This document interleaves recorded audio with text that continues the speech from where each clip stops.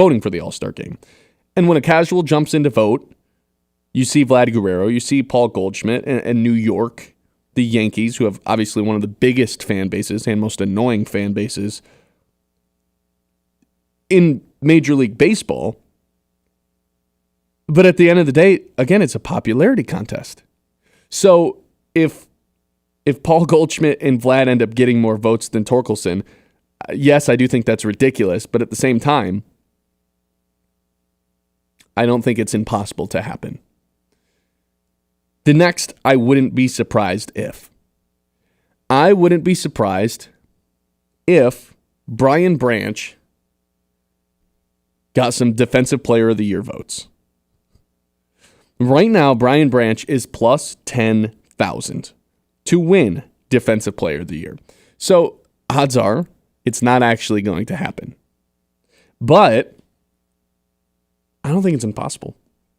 If the Lions go on to have the defense that Kyle and I think that they are going to have, which is a top 5 defense, one of the best defenses in football, maybe the new strength of the team now that the offensive line has taken a pretty big hit. And let's say Hutchinson's numbers aren't eye-popping. He gets 12 to 13 sacks, reliable, but nothing spectacular. Then I think the secondary has a chance to shine, and Kyle's been on top of this since last week. The secondary could, in fact, be the strength of the team at the end of the season, depending on the leap that Terrion Arnold takes, depending on the leap that Brian Branch takes. Really, doesn't have to take a leap as much as he has to just continue to be himself. If that Lions team does have a top 5 defense, like they did the first 5 weeks of last year before Hutchinson got hurt, like they did really the first half of the season, even after Hutchinson did get hurt, once Ali McNeil's healthy, right?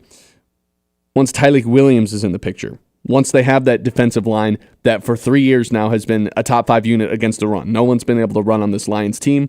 Aiden Hutchinson's applying pressure on a play-to-play basis. It's going to allow the secondary to do some wild things.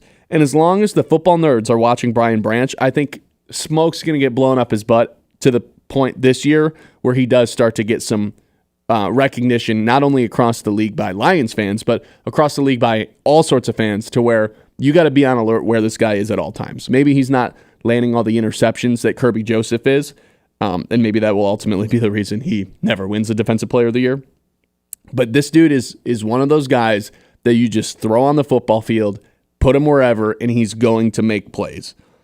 I would not be surprised if Brian Branch got some Defensive Player of the Year votes this year. Not necessarily first place votes, but some votes in general. Which of those 3 things that I just laid out, and Kyle, thank you very much for getting the stream back going. Yeah, apologize for being a second away from the stream. We're You're back, good. though. You're good. Which one of those 3 would you be the most surprised at and the least surprised at? Remind me what the first one was, because I was a bit occupied before you went through it. I wouldn't be surprised if the Lions went under 500 on the road versus non-division teams. I wouldn't be surprised if Torkelson got snubbed from the All-Star game. And I wouldn't be surprised if Brian Branch got some Defensive Player of the Year votes. Which of those is the most likely to happen?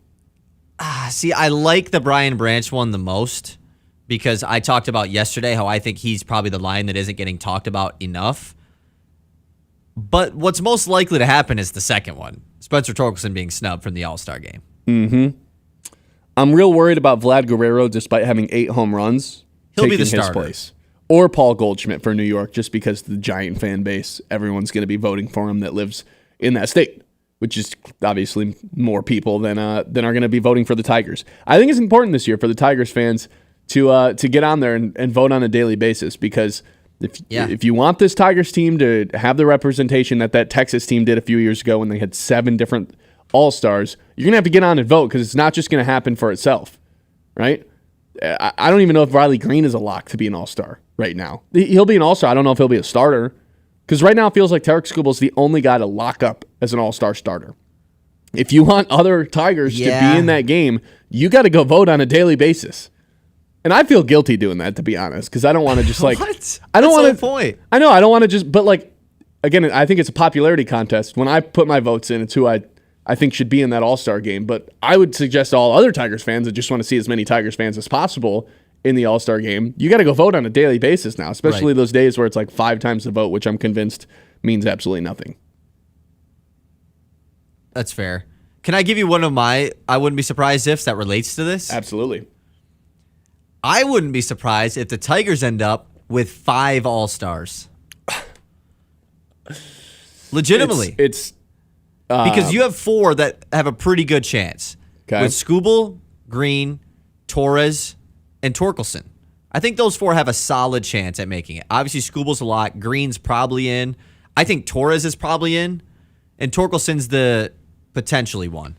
I think and then Vest, for the 5th guy, I think Vest or Canely has a shot too. you have Vest, Canely, Dingler, and even Zach McKinstry all have a shot. And this is why I think it's so ridiculous that every team gets an all-star. There's some teams that are not worthy of having an all-star in there, but for some reason, they're going to get a reliever, and then Vest is going to get snubbed, even though he deserves to be in over some other relievers for bad teams. Yeah, or Canely.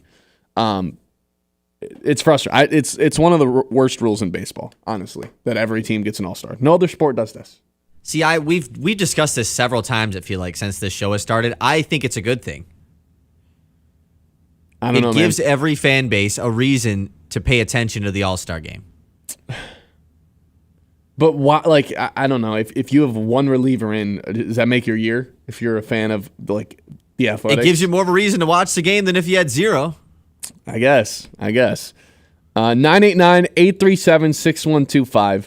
Appreciate everyone hanging in there on the stream side of things. We got everything back and loaded up now, so it should be good the rest of the show. If you're listening on 100.9 the Mitt FM, we're about to do a ticket giveaway when we come back. It is Star Wars night here at Dow Diamond this Saturday. Should be a great atmosphere here. Always one of my favorite nights of the season. So make sure that you continue listening to give yourself a good chance to win those tickets. And you know what, Kyle? I think that when we come back from this break, we're going to need to do that ticket giveaway. So just hang with us a couple more minutes. We'll get that going. We'll give you the keyword. All you have to do is text in to 989-837-6125. In the meantime, I got to tell you about the Midland Area Community Foundation. The Midland Area Community Foundation is dedicated to strengthening our community through generosity and connection, supporting local nonprofits, scholarships, and projects that make Midland a better place to live, work, and play. Your donations help fund vital programs in education, health, the arts, and more right here at home. Partner with the foundation to leave a lasting legacy and create positive change for generations to come in this town. Get involved, give back, or learn more at midlandareacf.org. Together, we build a stronger Midland, one gift, one idea, and one heart at a time. Let's give some Loons tickets away when we come back. 100.9 The Mitt, Ben Bosscher Show. The Ben Bosscher Show, powered by the Forward Corporation on 100.9 The Mitt. At Aird & Garcia Insurance Group, they understand not everyone's insurance needs are the same. That's why they're dedicated to working with our clients to provide an insurance plan that's specific to you. Whether you need life, home, auto, business, and farm, with their team's extensive knowledge and over 100 years combined experience, you can guarantee they work hard to put you in the best insurance position. The experience matters. Aird & Garcia Insurance Group. Farm Bureau Insurance. I'm here with Matt Smith with Modern Realty. All right, Matt, forecast 2025 for us. Well, in 2025, I believe you're going to see a much more balanced market. We've been in a seller's market for a number of years. We're still not busting at the seams with inventory, but we are seeing the market start to balance out a little bit. That means it's still a really good time to get great value out of your home. But for the buyers out there, it also means that your path to home ownership should be a little bit easier. Hey, did you guys catch anything yet? Not a thing. Bummer, neither have we. I'm actually just about to head into town. I'm going to go into Higher Standards Automotive. They got this award-winning service department with amazing technicians and this large parts department in case I want to fix it myself. They got the part there. Whatever. No, I'm serious, man. It's out there. Yeah, just like when you tried to convince me Bigfoot was real. Ray? Bigfoot's behind me, isn't he? Yeah, we got him. Run! Get Ah! Stop into Higher Standards Automotive, North Eastman Road in Midland, right past the mall. Celebrate Father's Day at Dow Diamond Sunday, June 15th. It starts with the Play Ball Weekend Kids Clinic presented by Central Michigan University. Make sure they're pre-registered at loons.com. After the game, step on the field for a special Father's Day catch. A memory that will last a lifetime. There's something for the whole family this Father's Day. This isn't just baseball. This is the Great Lakes Loons, everyone's hometown team. From the hometown heroes to the college legends to the pros on Sunday, 100.9 The Mitt is your home for wall-to-wall play-by-play coverage. High school football, basketball, and hockey. Region champions for the first time in school history. Michigan State football and basketball. Touchdown, MSU! The NFL, Thursday, Sunday, and Monday night primetime games. And don't think we forgot about your hometown team. The Great Lakes Loons. That ball's over and out of here. 100.9 The Mitt. Here are 5 good reasons for high school multi-sport participation. Fewer overuse injuries, less opportunity for emotional burnout, exposure to different kids and coaches, exposure to different roles, and learning to compete better. Being a multi-sport participant can help a kid become a more well-rounded person. Multi-sport participation is cross-training for life. Learn more at the MHSAA website. A message from the Michigan High School Athletic Association promoting the value and values of educational athletics. The Ben Bosscher Show, powered by the Forward Corporation on 100.9 The Mitt. All right, it's Wednesday, Big Win Wednesday. Let's give away some tickets to this Saturday's Loons game right here in Dow Diamond. It is Star Wars night, one of my favorite nights of the year. Today's keyword is... How about Star Wars? Just text in Star Wars to 989-837-6125 to give yourself a chance to win tickets for this Saturday's game. In the meantime, we'll let those texts roll in. We'll pick a winner here in the next 20 minutes or so. You don't have to be first. You don't have to be second. You don't have to be third. Just go ahead and send a text in, and we'll get a winner sorted out at some point throughout the rest of the show. In the meantime, let's take a trip around the league. It's time to zoom out and go around the league. All right, Ben. We've had some fun topics in around the league the last couple days. Yeah. Today's going to be just like that. Okay. But we're going to relate it to stuff that we have done earlier this week. OTAs obviously are done, but minicamps are getting started in the NFL, and we got a lot of stories, a lot of people in the news. So what I'm going to do is give you 10 players that are in the news, obviously tell you why they're in the news, and I want you to blind rank them. Okay. As far as their football ability goes, like how good of players they are, 1 through 10. I got you. How many players? So kind of there is 10. There's 10, yes. So okay. You have to blind rank these guys. All right, let's start off with the one, the only. Aaron Rodgers, obviously 10. in the news because he signed with... Just 10? Yes. Okay, you don't even know who else is on this list. Okay, why? Okay, tell me why he's in the news. He's in the news because he signed with the Steelers. But not only is that, he said that signing for the Steelers was what was best for his soul. It was the only team that was still giving you a contract, dude. It's the only team. No, everyone else had figured out their quarterback situation. And best for your soul. Get out of here. 10. Hey, he said he didn't want to go to the Saints, though. So that's why he ended up on the Steelers. I wouldn't want to go to the Saints either. Total I don't think dumpster the Saints fire. wanted Aaron Rodgers either, though. So I don't think anybody wanted Aaron Rodgers other than maybe Minnesota for like 5 minutes, maybe the Giants for like 5 minutes, and then they were both like, you know what? Let's not bring in the guy who plagues every team he's on. All right, let's move on. He's 10. He's 10, okay. Right to the bottom of the list. We'll see if there's anybody worse here. Trey Hendrickson. We talked about him a little bit earlier. Continuing to hold out in Cincinnati. The sack leader last year in the NFL. Where do you rank him at?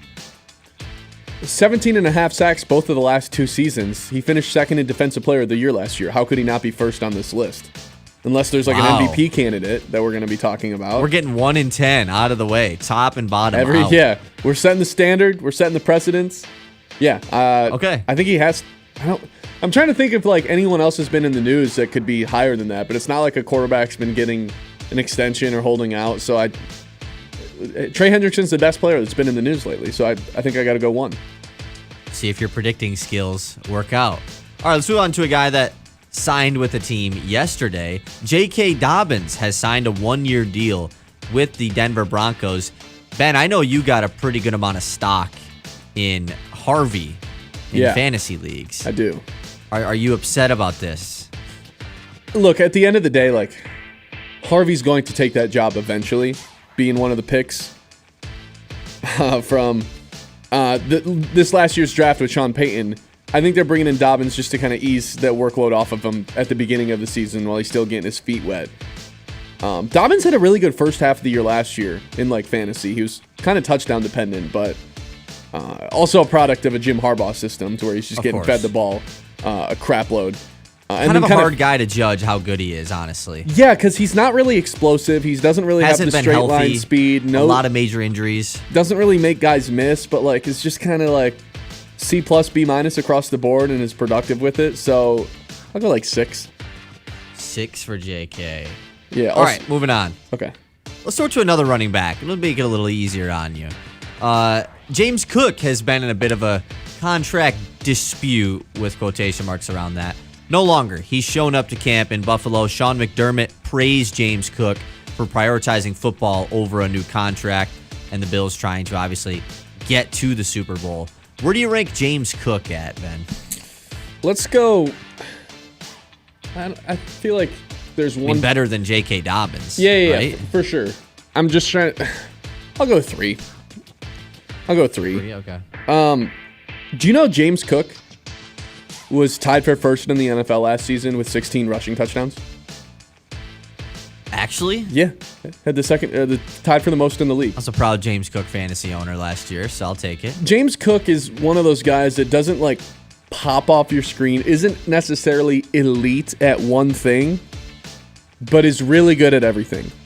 Like if you had to grade every aspect of his game, power running, broken tackles, in the passing game, outside, like everything's just a B+ across the board. He's not a superstar. I don't even know if he's a star, but he's more than like a good running back. You know, for sure. He's that in between, and that's why I think there's a little bit of contract dispute between him and the Bills. You can see it from both sides, honestly. Yeah.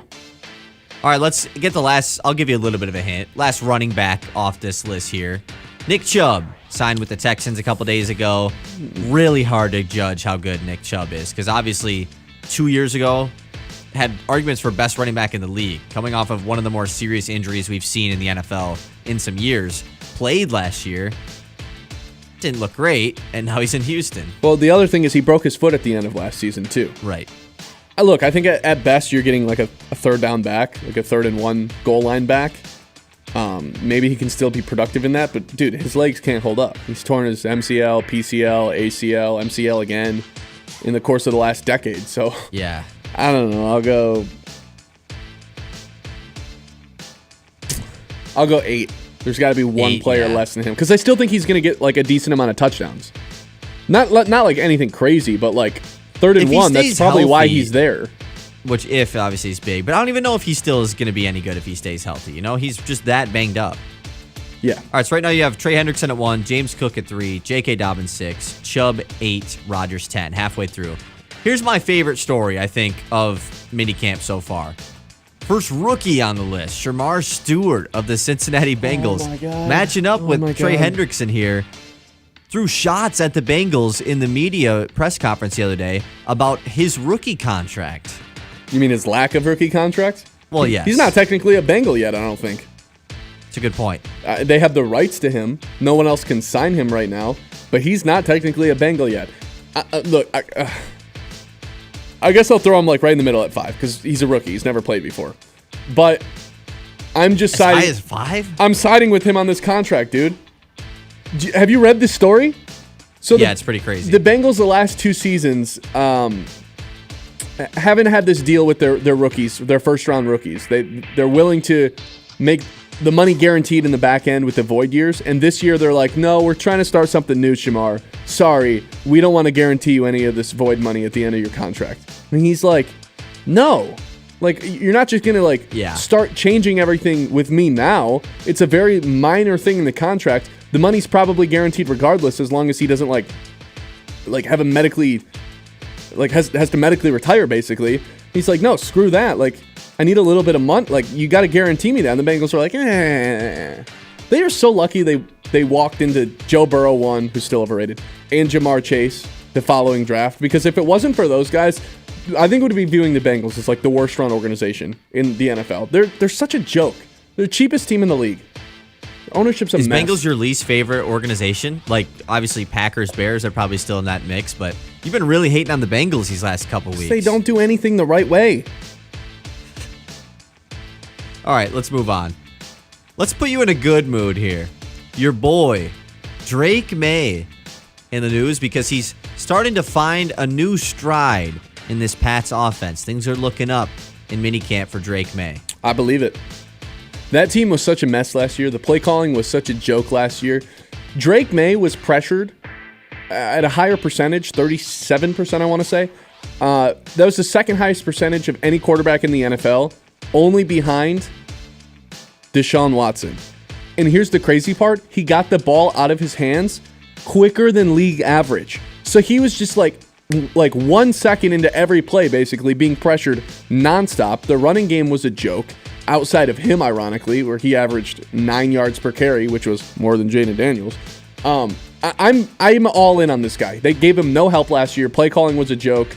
Offensive line was a joke. Defense was a disaster. He still doesn't really have any pass catchers, or playmakers. But I think Mike Vrabel coming in and stabilizing things is going to help this guy really take off and look like a special young quarterback in the league. I'll play him too. Wow, Drake May at 2. Okay. Right behind Trey Hendrickson, which leaves you with 4, 7, and 9 with 3 players to go.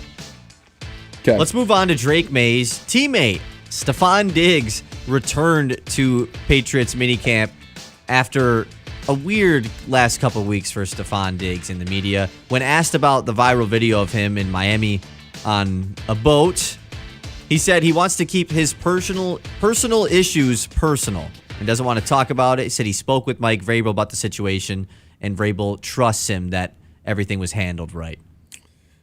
I haven't used the 7 spot yet, right? Haven't used the 7 spot yet. Or 9? Or 9 or 4. I'll put him 7. It's worth noting, too, that Stephon Diggs is coming off of a major injury, but it 31. seems like he's recovering pretty well. And he's 31. Right. Diggs 7? Yeah, Diggs 7. Okay, Diggs 7. Let's do these next 2 fast. All right, yeah, last 2. Terry McLaurin, who's also been holding out. What's the word on Terry McLaurin? I think he's got to be 4. Coming off a career year. Yeah, I think he's got to be 4. Yeah, you can't put him 9. No, I can't put him 9. And here's the thing with Terry McLaurin. I think he's due for a little bit of regression because he caught 40% of the balls that were thrown deep to him last season, which just isn't sustainable by any means. So if you're a fantasy owner in him, maybe don't take him as high as his production showed last year, but still a good receiver nonetheless. Maybe high-end tier 3, low-end tier 2 kind of guy. Yeah, that's fair. He's always been an underrated guy and now finally got the QB that he needed last year. All right, so your 9 spot kind of works out for you. Kirk Cousins is our last guy who spoke to the media recently about accepting his new role as no longer a starter in this league and is looking to move forward. I think I'd still have him above Rodgers, even though he's not a starter in the league. He's the only guy that's just like straight up a bench guy that we just talked about, but he's worked out. At least a good guy to have in the organization. Right. He's a good guy for sure. But shout out his last game where they refused to let him even try to throw the ball in his last 5 games. His last 5 games, you know his touchdown to interception ratio? Oh, gosh. What is it? 1 to 9. 1 to 9? 1 to 9 in his final 5 starts. I would not have even guessed that bad. That last game on Monday night, I think it was a Monday night game against the Raiders, was so disastrous. They only let him throw the ball 17 times. And it was so ugly. He didn't throw the ball down the field once. And then immediately the next day, they were like, we're going to release Kirk Cousins. And then they just never did. And they won that game, too. They benched him after a win. All right, so the final ranking of the players in offseason rumors. Trey Hendrickson, Drake May, James Cook, Terry McLaurin, Shamar Stewart, J.K. Dobbins, Stephon Diggs, Nick Chubb, Kirk Cousins, Aaron Rodgers. Honestly, dude, pretty good ranking. For blind ranking? Ball knower.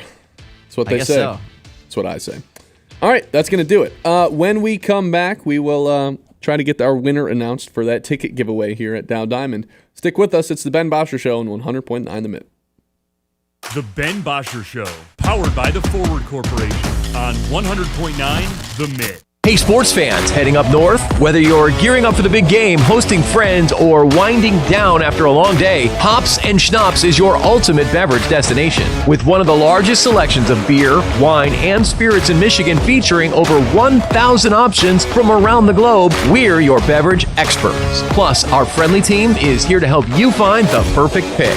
Visit us in Standish, Grayling, and Gaylord today. Hops and Schnapps, raise your glass, raise your spirits. Mountain View Restaurant at Apple Mountain, where casual elegance meets breathtaking views. Our new expanded menu features a wide variety of dishes to satisfy every palate, from fresh seasonal options to your all-time favorites. Whether you're hosting a client lunch, enjoying happy hour, or planning a date night, we have the perfect setting for every occasion. Don't miss our weekly features and refreshing beverages. In the summer, dine al fresco on our beautiful patio and soak in the scenery.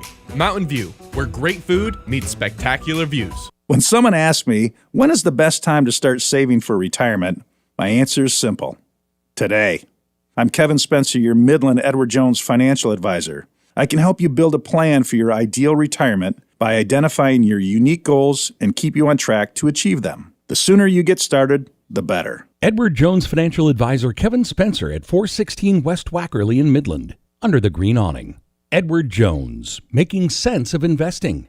Member SIPC. Since 2007, the Michigan Baseball Foundation has invested over $1.8 million into our communities, supporting over 350 projects across 14 Michigan counties. From restoring Alma Little League fields to creating nature-based classrooms at the Chippewa Nature Center and enhancing accessibility at the middle of the Mitt Miracle Field, MBF is making a real difference. Every ticket to a Great Lakes Loons game helps fund these initiatives. Join us in building a stronger, more vibrant community. Learn more at MichiganBaseballFoundation.org. This is more than just a lineup. It's a daily ritual for the die-hard Michigan sports fans. At 6 a.m., Anthony Bellino wakes up the state with Spin on Sports. I do not believe it. At 9, the Ben Bosscher Show is appointment listening hosted here in the Great Lakes Bay region. I would like to buy some Casey Mine stock. America's Best takes over at noon. The Herd with Colin Cowherd. Well, what about Patrick Mahomes? And at 3, Bill Simonson brings it home on The Huge Show. Sports Radio 100.9 The Mitt, for the most passionate fans in Michigan. Scrolling? Make it count. Want local sports content that actually matters? Yeah. 100.9 The Mitt is loaded with local highlights, viral plays, breaking sports news, and takes you can't get enough of. It's hot! Follow us on Facebook, Instagram, TikTok, and YouTube today, and you'll never be out of the loop on the Lions, Tigers, Pistons, Red Wings, Michigan State, and even the biggest stories in high school sports in the Great Lakes Bay region. 100.9 The Mitt, Mid-Michigan's sports leader. We are the NFHS. That stands for the National Federation of State High School Associations. But really, what we stand for, together with the MHSAA, are the 292,000 high school sports students in Michigan. And so we stand. We stand for the runners, soccer, and basketball players. We stand for their coaches, administrators, and officials. We stand for the swimmers, football players, and wrestlers. We stand for the golfers, softball, and volleyball players. We stand as the national leader and advocate for high school athletics and all who participate in them and make them possible. Because it is our purpose to ensure that high school students get to play, perform, and compete together. To learn more about who we are and what we stand for, visit nfhs.org. The Ben Bosscher Show, powered by the Forward Corporation on 100.9 The Mitt. All right, welcome back in. Ben Bosscher Show, live on YouTube, live on 100.9 The Mitt. We've got our winner for Big Win Wednesday. It is Joshua from Bay City. Congratulations to Joshua. You are coming to Dow Diamond this Saturday for Star Wars Night. Appreciate everyone who texted in. Again, we give away something every single Wednesday. Make sure to tune back in next Wednesday. And, tune in every day if you just want to have some fun. And if you haven't subscribed to the YouTube channel already, please do so. It can go a long way for us. We'd really appreciate it here, especially in the early stages of this. So with that being said, Kyle, I've been wondering this to myself, and I think I've got a couple good answers. Why are the NBA Finals ratings down this season? Why is that? I have a few potential reasons, but I'd love to hear yours first. I think the biggest reason that the NBA Finals ratings are down is because this is the first time since 1978, 1979 that there is back-to-back finals without a top 20 player of all time, which means there's not a ton of legacy talk going on right now, which means the talking heads like you and I can't start ripping into people, can't start saying this guy's better than this guy in the all-time stuff. Because last year, obviously, Celtics and Mavs, two young players in Tatum and Luka, but no guys that have put themselves in the top 20 yet. And this year, with the Pacers and the Thunder. Small markets, not all-time great players, not all-time great careers on the line. There's nothing at stake, I guess, for these teams that if you lose, here's what people are going to start saying about you. It feels like this is a win for both teams to get to the finals. And I guess if the Thunder really blew this thing, maybe that ends up being a different conversation. But I don't know how many people are sitting there just bashing Shai Gilgeous-Alexander like the way a LeBron would get bashed when he lost that 2011 finals to Dallas. Again, there's legacies on the line, right? For years, it was LeBron and Steph or Kobe or Tim Duncan. There was always someone who was one of the best players of all time, and that's just hasn't been the case for the past 2 years in the NBA. And the NBA has failed to promote their young stars to the point where now that their young stars are in the finals, no one cares about them because they haven't been promoted very well. I think it's a combination of both of those things. But with that being said, I started to get real curious, and I floated this out. I don't know if it was yesterday or the day prior. And I did a little bit more research into the topic, and I actually feel even better about what I said. I think this year's version of Shai Gilgeous-Alexander is better than any version at its peak that we've seen with Kobe Bryant. This year's Shai Gilgeous-Alexander is just as good, if not better, than any year that Kobe Bryant had. If Shai goes on to win the MVP and the Finals MVP, Kobe never did that in the same season. Plus scoring title. Plus the scoring title. Thank you very much. I took Kobe's 2009-2010 championship run, playoffs only. And then I took Shai's stats from this season. Your mind's about to be blown. Kobe Bryant, 2009-2010 playoffs, where he went on to win a ring. 29 points per game, 5.5 rebounds per game, 5.5 assists per game, 1.3 steals per game, 3.4 turnovers per game. Shai Gilgeous-Alexander, 30 points per game, 5.6 rebounds per game, 6.7 assists per game, 1.7 steals per game. Clean sweep with 2.2 turnovers per game. A whole 1.2 turnovers less per game. Clean sweep in all the raw stats. Then you look at their shooting splits. Kobe Bryant shot 45% during that run to the finals, run to a ring. 37% from three, 84% from the line. SGA this run, 47%, 37% from three, 86% from the line on 3 more attempts per game from the free throw line than Kobe Bryant. Kobe Bryant is talked about as the Mamba, as the legend killer, right? He is a legend, without a doubt. But I do think Kobe Bryant gets put in these conversations, like I hear like top 3 ever. I'm like, come on guys, what are we doing? And I get it, the 5 rings. This is a ring counting league where if you don't have 3 to 4 rings, you're not even going to be considered for a top 10 player ever spot. But if we're just talking pure skill, not talking careers, just the peak of their powers, I think you can put this year's Shai Gilgeous-Alexander up against any Kobe year. And they really do go toe-to-toe in terms of which one of these guys would you rather have. So is this more of a Shai legacy thing or a Kobe's overrated thing? Yes. I guess my point is maybe there's not a top 20 player of all time playing in the finals right now, but Shai Gilgeous-Alexander has the talent to be one of those players one day, and you consider how young he is, 26, how young this Oklahoma City team is, how everyone kind of expects this to be the beginning of something rather than the end of something or them getting to the top of a mountain. I think this could be the beginning of something special here for the Thunder, And maybe he's not in that top 20 conversation yet. He's got a long way to go before he does get into there. But, at the peak of his powers, like, I don't think people are going to appreciate what he's doing until it's all said and done. Because I get it, the free throw merchant thing, the foul baiting, it's there. It counts for something. But this dude has been masterful in this playoff run to the point where... And he doesn't have bad games either. Doesn't have bad games. To the point where I'm looking at his stats, I'm looking at Kobe Bryant's stats, and I'm like, Shai Gilgeous-Alexander is a clean sweep. It's not close. Now, who has a better career? Obviously, Kobe. Peak of their powers? I think it's pretty close, man. I really think it's pretty close. Well, that's what I was going to ask you initially before you dove into the Shai-Kobe comparison, just about the top 20 thing. Because even you go back to last year, there might not have been top 20 players, but I think most NBA fans believe that Shai and Luka have the potential to be top 20 players all time. I think everyone was quick to put Luka in that future top 20 player of all time conversation. And people were pretty dismissive of Shai, it felt like. And now it's pretty undeniable now with an MVP and probably more likely a ring here sooner rather than later too, with a scoring champ. I don't know, man. In terms of career and accolades, now it's not really close.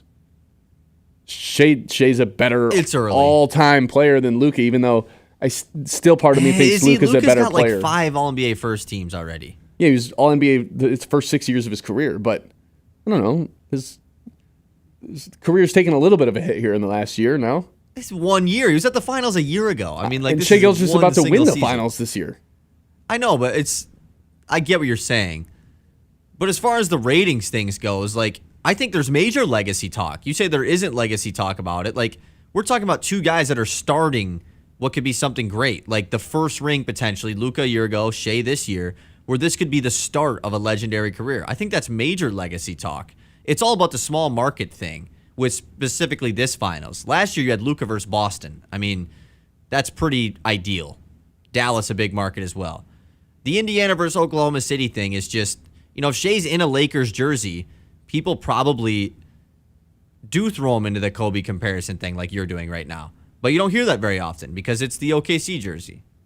It's weird that it's that way. There's a question ironically, Luka's a Laker. There's a question being thrown in the chat. Would you rather, if Shai goes on to win the ring, who's had a better career, Shai or Tatum?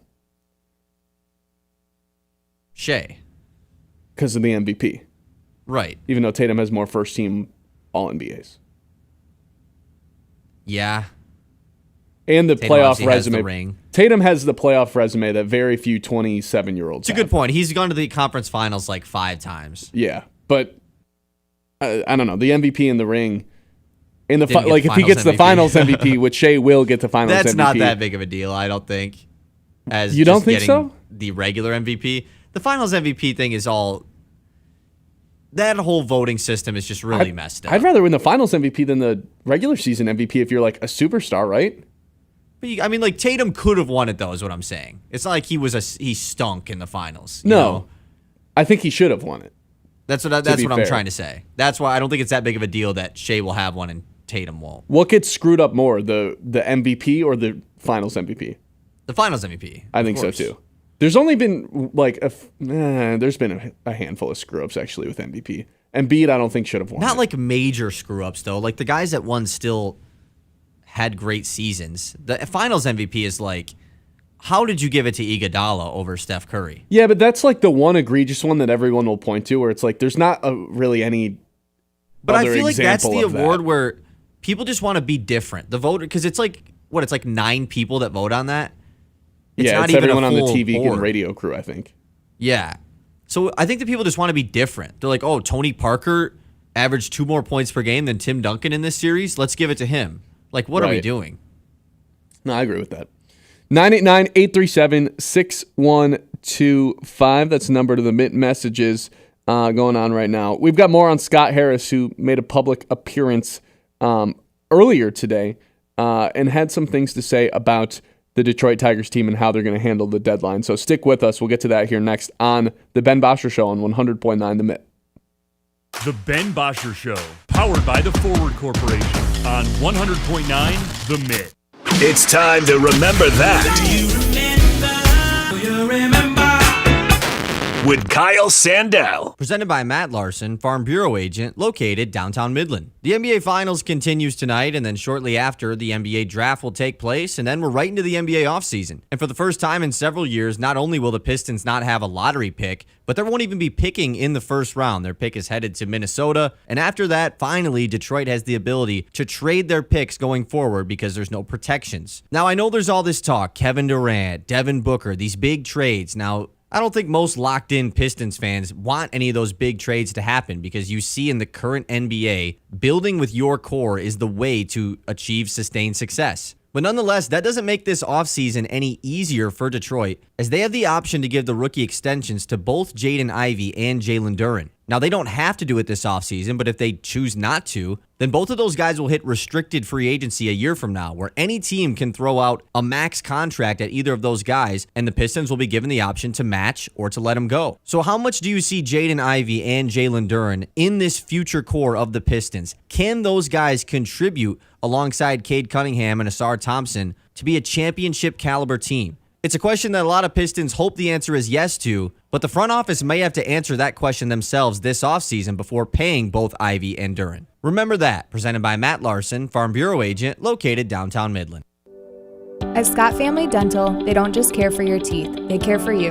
Dr. Brandon Scott, a Michigan State graduate and Midland native, specializes in preventative, cosmetic, and restorative care. But what truly sets him apart is his commitment to building personal connections with every patient. I value my patients as unique individuals and strive to make the best care decisions for you.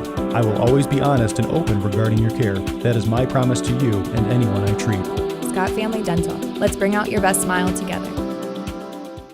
Another episode takes over Dow Diamond. Star Wars Night with the Great Lakes Luge returns Saturday, June 14th. Immerse yourself in the echoes of the Empire saga throughout the game, culminating with an epic fireworks loontacular. Presented by Farm Bureau Insurance. Tickets are selling fast. Visit loons.com before they're gone. Thank the maker. This isn't just baseball. This is the Great Lakes Loons, everyone's hometown team. Step right up to Lucky Hot Dog Night with the Great Lakes Loons, Thursday, June 19th. Feeling lucky? Golden tickets will be hidden in the wrappers of our hot dogs throughout the game.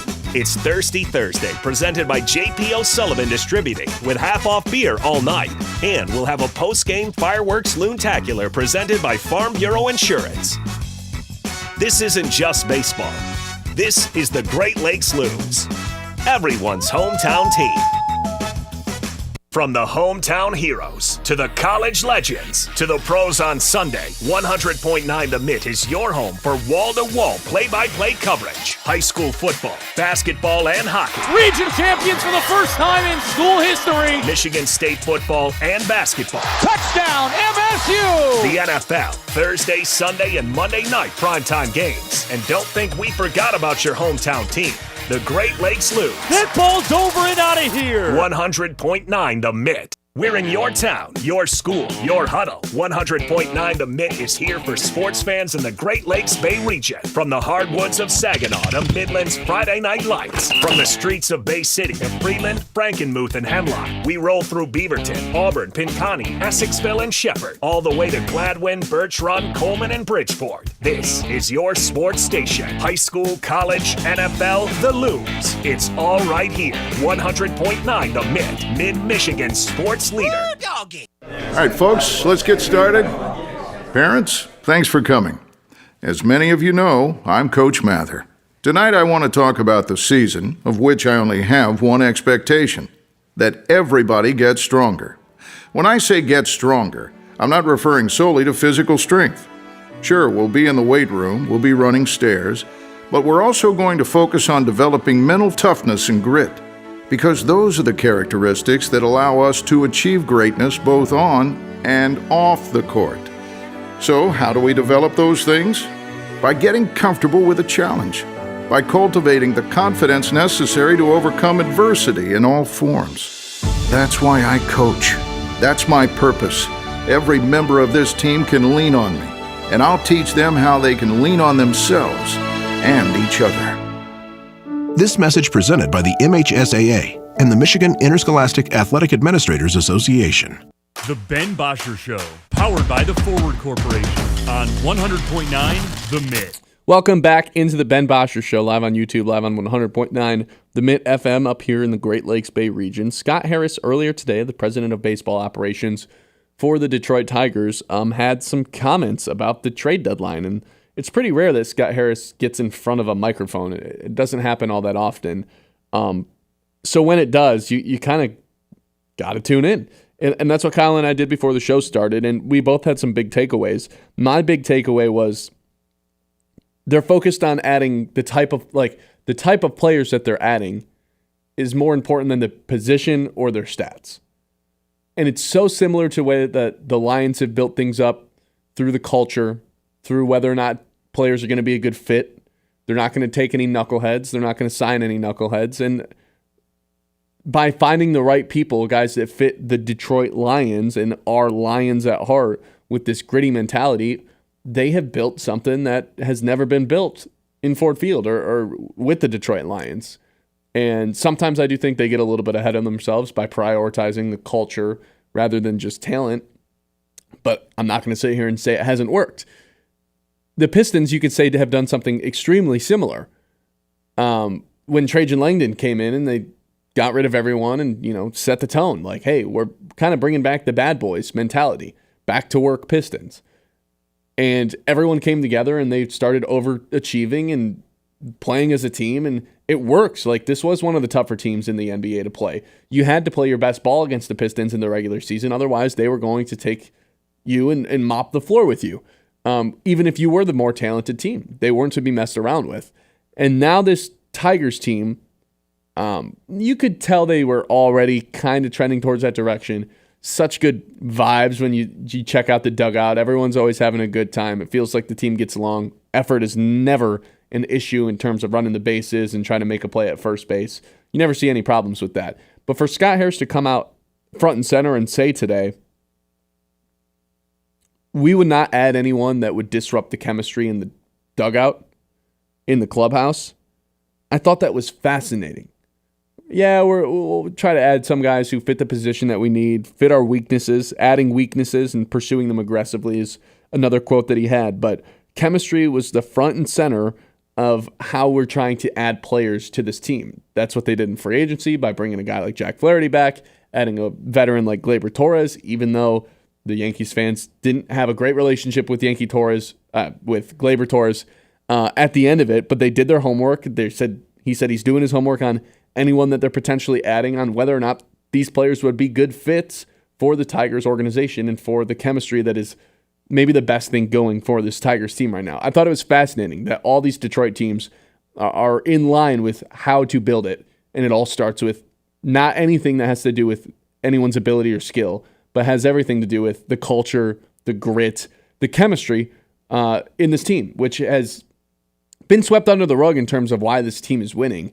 Maybe that's the biggest reason that they're winning. Everyone's just looking out for each other, and no one's in it for their own money, right? No one in the team has this giant contract other than Javi Baez and Colt Keith, I guess, and Jack Flaherty. Everyone else is still on that rookie deal and is kind of just working together. It feels like winning is the top priority, where I don't think a lot of other teams across the majors, like the Mets, like the Yankees, can say that. It's about chasing the bag. It's about how can I look out for myself and make sure my stats are good for the time when my contract's up. That's not the case for anybody on this Tigers team. Everyone's pretty bought in. And for Scott Harris to come out and say that about the chemistry, I thought it was music to my ears. Yeah, I mean, this team passes the vibe check better than a lot of teams as far as, like, the whole Jake Rogers, Dylan Dingler situation. No, that's a guy that has been the starting catcher the last couple of years, goes out, Dingler is just going off, and A.J. Hinch publicly says, yeah, Rogers is no longer the starter. This isn't a split situation. Like, Dingler is the guy. And Rogers has just been, like, still just a great teammate. That's how everyone talks about him. You see him in the dugout last night after the McKinstry triple. They're all dancing and having a good time. Like, the chemistry is at an all-time high. Now, obviously, winning helps that. Yeah. A big part. Of course. But, yeah, the vibe of this Tigers team is just awesome. And the other thing that Scott Harris mentioned that I thought was fascinating that I already kind of talked about was addressing the weaknesses, which Kyle and I have kind of been diving into over the past 2 weeks. What is the biggest weakness on this team? Is it a bullpen arm? Is it adding someone to play on the left side of the field, specifically a right-handed bat to play third base or shortstop? Scott Harris basically said, I don't know, because the team hasn't been healthy yet, right? We got to get, which is a good point. Yeah, they got to get Cobb back. They got to get Vierling back to see how he can fit into the lineup, because he's one of those guys that can play anywhere in the outfield and can play at third base a little bit too. So to be able to add a guy like that back into the lineup, you want to see what sort of impact he makes before you decide, hey, this is where we need the most help. Because the last thing you want to do is trade for a third baseman, and then Vierling comes back and is mashing, and all of a sudden it's like there's no room for one of these plays. Yeah, I don't know if there's anything that could happen for me to think they shouldn't try to add a bullpen arm. That feels like the most obvious add at this point in time. But to his point, they got to get healthy before that happens. But the bullpen is mostly healthy right now. That's not going to change anytime soon. So what they're going to add at the deadline on July 31st, I think, is to be determined. But he pretty much made it clear they're preparing to add in July for the first time under Scott Harris. So, hey, the Tigers have, I mean, this goes without being said, have turned the corner. They're going to be buyers at the deadline for the first time in a long time, which I don't know about you, but it gets me pumped up for what this team can look like in the second half, because it feels like absolutely there's still work to be done. And they've made that pretty clear, too. They're not satisfied with being 20 games over 500. They've got a lot of work to do in terms of what they got to accomplish. So, pumped up about that. The Lions. The biggest priority for the offseason has yet to happen. What is that? Well, Brad Holmes needs to get Aiden Hutchinson under contract ASAP. I'll tell you why next year. It's the Ben Bosscher Show on 100.9 The Mitt. The Ben Bosscher Show, powered by the Forward Corporation on 100.9 The Mitt. Midland Eye Care wants you to know, according to a recent study conducted by the AOA, the Optical Laboratories Association, and the Vision Council, nearly half of all glasses ordered online had either prescription errors or failed to meet minimum safety standards. Midland Eye Care offers a full-service optical department meeting all your eye care needs. So call your local Midland Eye Care and avoid incorrect prescriptions costing you time and money. Midland Eye Care, your vision source on Eastman Road in Midland, on Cedar and Gladwin, and on East Washington and Freeland. Some nights are just different. The energy and feeling of being part of something bigger. That's what a Great Lakes Loons group outing is all about. Whether it's your company, your family, or your best friends, the perfect space is waiting for you at Dow Diamond. Relax in a private group venue with catering and wait service, or take in the action from a spacious pavilion where an all-you-can-eat buffet and amazing views bring everyone together. With group packages starting at just $15 per person, it's more than just a game. It's an affordable shared experience at night out. The best memories start here with your hometown team. Just visit loons.com. This is more than just a lineup. It's a daily ritual for the die-hard Michigan sports fans. At 6 a.m., Anthony Bellino wakes up the state with Spin on Sports. I do not believe it. At 9, the Ben Bosscher Show is appointment listening hosted here in the Great Lakes Bay region. I would like to buy some Casey Mize stock. America's Best takes over at noon. The Herd with Colin Cowherd. Well, what about Patrick Mahomes? And at 3, Bill Simonson brings it home on The Huge Show. Sports Radio 100.9 The Mitt, for the most passionate fans in Michigan. We're in your town, your school, your huddle. 100.9 The Mitt is here for sports fans in the Great Lakes Bay region. From the hardwoods of Saginaw to Midland's Friday Night Lights. From the streets of Bay City to Freeland, Frankenmuth, and Hemlock. We roll through Beaverton, Auburn, Pinconning, Essexville, and Shepherd. All the way to Gladwin, Birch Run, Coleman, and Bridgeport. This is your sports station. High school, college, NFL, the Loons. It's all right here. 100.9 The Mitt, Mid-Michigan sports leader. Let's pick out a good wine. Let's discover a new taste from a new place. Let's meet the people who handpick the grapes in places dedicated to the craft, in a land that only knows one way to grow things, rich and full.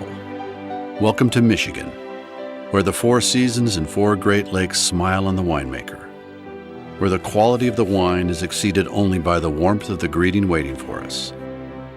And with more than 90 wineries, covering more than 13,000 acres, the harvest has never been better. So let's wander through lush vineyards, discover hidden treasures in vast cellars, and renew ourselves in comfortable tasting rooms. Let's all raise a glass. Let's gather our closest friends and become even closer. Because taking time to toast the beauty and bounty of life is pure Michigan. Your trip begins at Michigan.org. From the Blazy Electric Studios, this is Sports Radio 100.9 The Mitt, WLUN, Pinconning Bay City, Saginaw, Midland. Welcome back into the Ben Bosscher Show. Look, man, Dan Campbell, Aiden Hutchinson, Brad Holmes, they've got to get this thing figured out. The problem right now, and the reason that this is somewhat urgent, is because TJ Watt's not showing up to minicamp, which means the Steelers at some point have to get this figured out. And if I'm the Steelers, obviously you want to get that figured out as soon as possible to get your star player, your franchise player, back at camp as soon as possible, because obviously it's not a good look for him to not be there. You want to set the tone, and obviously it goes without saying you want your star player to be participating at minicamp. So if the Steelers are kind of ramping up the urgency in terms of being able to get their superstar edge player under contract, the Lions need to ramp up the urgency even more. Because if the Lions let the Steelers sign TJ Watt first, if the Lions let TJ Watt get under contract before they get Aiden Hutchinson under contract, it's going to cost them money in the long run of things. It's going to cost them a lot of money in the long run of things. Take what they did with Amon-Ra St. Brown, for example. They made Amon-Ra St. Brown the highest paid wide receiver in the league. At the time, that seemed a little egregious, but now he's the 6th highest paid wide receiver in the league. Jamar Chase, Justin Jefferson, A.J. Brown, DK Metcalf, CeeDee Lamb, all paid more than him. And that's just 2 years later. The same thing's going to happen with the edge market. If you make Aiden Hutchinson the highest paid edge in the league right now, like today, guess what? A few years from now, he'll be the 6th. If you wait and let TJ Watt get signed first, if you wait and let Micah Parsons get signed first, all of a sudden Aiden Hutchinson's going to top the market, and it's going to cost you $5 million per season, which doesn't sound like a ton, but when you're working in NFL cap space terms, when you're up against it because you've already paid Amon-Ra St. Brown and Jared Goff and Penei Sewell and Aleem McNeil, when you're up against it, $5 million per season, that's a hell of a lot of money. So if I'm Brad Holmes, I'm looking at what's happening in Pittsburgh. Like, man, get Aiden Hutchinson on the phone, get his agent in this building as well. We are going to figure this thing out, and we are going to lock this guy up for the next 5 seasons the same way we did with our superstars that we drafted in the year prior in Sewell and St. Brown. The same way we did with the guy we viewed as the franchise quarterback in Jared Goff. Aiden Hutchinson shouldn't be treated any different than that. Because let's just face it, at the end of the day, this is the star of the team. This is the franchise player. This is the guy you took 2nd overall. This isn't some guy who's developed and, hey, look at this. He's coming along and look at that. He's one of the best edges in the league. You drafted him knowing that's what he'd become. The anchor to your defense. The hometown hero. The hometown superstar. This is the face of the Lions when he's healthy. So go ahead and sign him to a long-term extension. Don't hesitate because of the leg injury. He's 24, soon to be 25. He's still got the peak of his career to come. The leg injury is unconcerning to me. I think if there's anybody on the Lions that can rehab and bounce back and be an even better version of themselves, it's Aiden Hutchinson. He embodies everything that it means to be a Detroit Lion and fit this culture that Brad Holmes and Dan Campbell have created. And that's why he's in the building. So pay him. Stop treating him like he's anything but the best edge in the league. I rest my case. Yeah, I mean, you laid it out as the Lions have done in the past as well. I think that's the most important part here. That's what Brad Holmes has done with each position group. Sewell, St. Brown, Goff. All those guys, highest paid at their position at the time. Things have changed since then. So you want to get out in front of this. Those guys didn't come off season-ending injuries, though. And that's probably the part where we haven't seen it yet.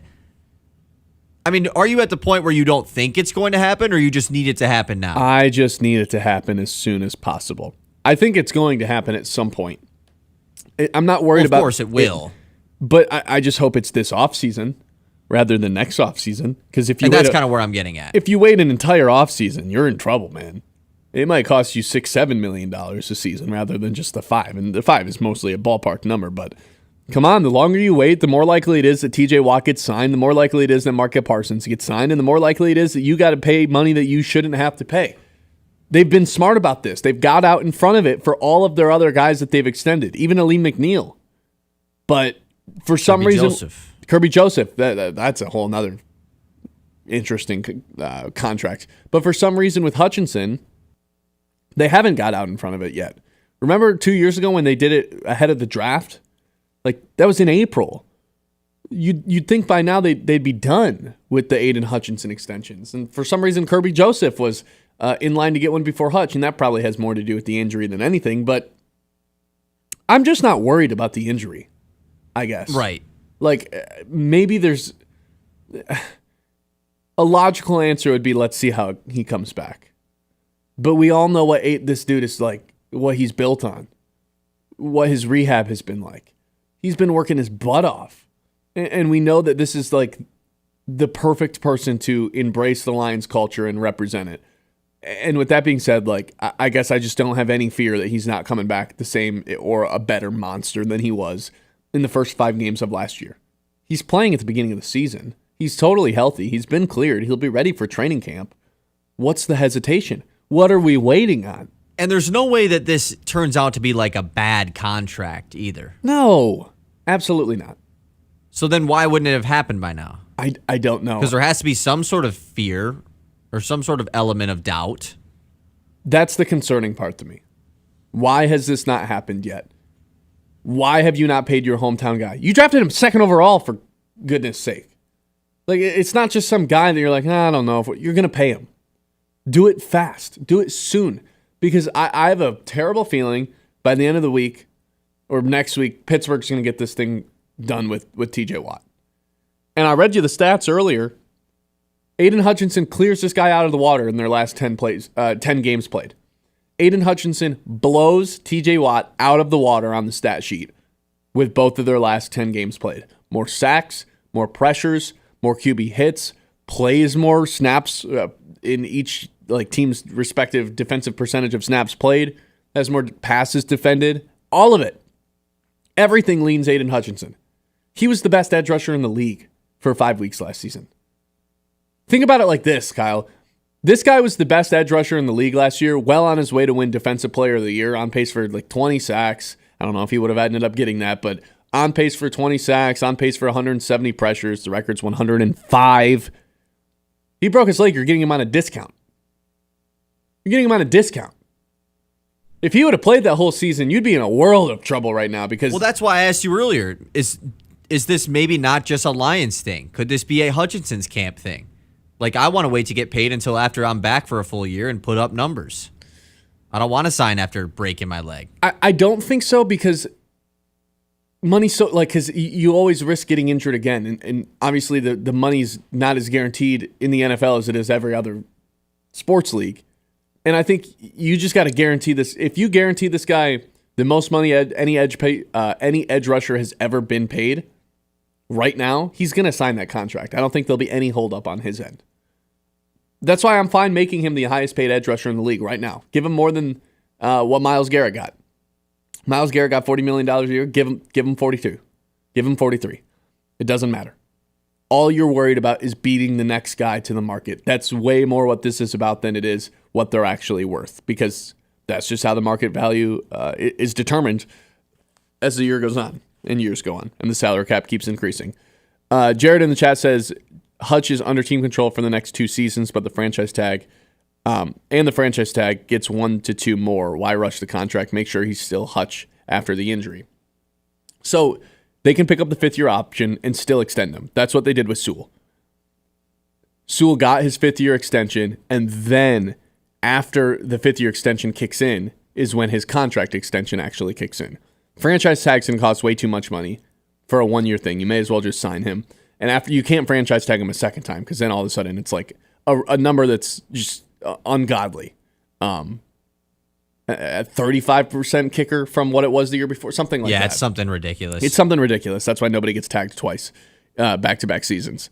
So Other than Kirk Cousins, like 5 years in a row. Yeah, that was strange. So, and again, if you wait and say, hey, we'll pick up the 5th-year option, and then we'll franchise tag him and kick this thing down the road 3 years, guess what he's going to cost then when you have to give him a big contract, when the salary cap increases 10% every single year. Holy crap. Yeah. Garrett's the highest paid edge in the league right now, $40 million. Then you're looking at like $55 million if you want to kick this thing down the road 3 years. Maybe not 55, but you get the point I'm trying to make. The longer you wait, the more this is going to cost in the long run. I don't think he's going to leave Detroit, but no, the Lions better give him that contract that he deserves and has earned. I think they want to. I think they do too. But they Hutchinson haven't given also knows him yet. what he's worth. And it's probably more beneficial for him. I know you keep saying that it's better to get paid right away and get that guaranteed money. But if he believes he's healthy, it's better for him and his camp to play this thing out. And that could be why it's happening. If they're putting it in front of him, hey, we'll make you the highest paid edge in the history of the league right now, why would he say no to that, though? That doesn't make any sense. Why would anyone say no to that? You don't have that guaranteed to get that put in front of you. Maybe again. he's waiting to see the TJ Watt deal. That would be diabolical. And that's why we'd all know it's coming. I know. I know. All right, what's more likely? TJ Watt gets paid before Aiden Hutchinson, or the Tigers extend Tarik Skubal at any given point? TJ Watt gets paid before Aiden Hutchinson. Yeah, it's just not even, not even a debate. No debate there. No debate there. 989-837-6125. That's the number to get a hold of us on the Mitt messages.